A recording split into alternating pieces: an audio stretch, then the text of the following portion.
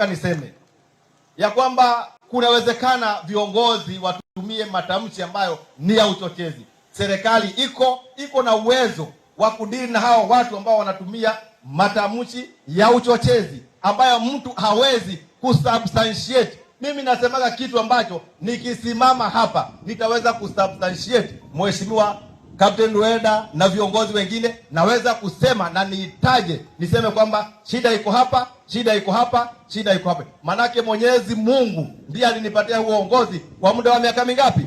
5. Hiyo ingine ya miaka 2027 Mungu ndiye ajuae. Nani anajua kama atakuwa?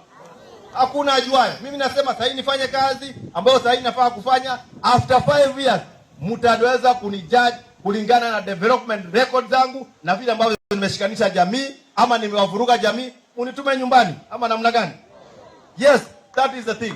Kwa hivyo mimi waziri yangu ni hayo, kwamba serikali ichukue hatua, ione kwamba imedeal na hii problem ambayo saa hii imeweza kukoshanisha watu, kutufanya sisi ni maadui wa wengine, watu ambao tumeishi maisha yote pamoja kama jamii. Na serikali ikifanya hivyo itakuwa imeheal problem zote za kaunti ya Lamu, na tutasonga mbele tupambane na shida ambayo saa hii inatukumba ambayo ni umaskini na kuweza kusomesha watoto wetu.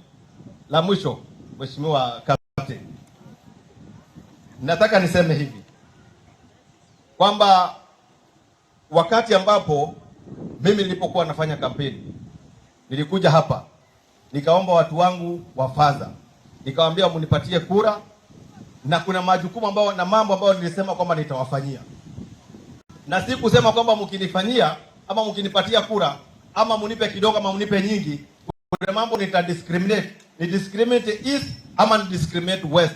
Mimi mambo yote ambayo nitafanya kulingana na vile ambavyo Mwenyezi Mungu atanisaidia kaunti yote, kwa sababu watu wote ni wangu. Mtanijudge baada ya miaka 5.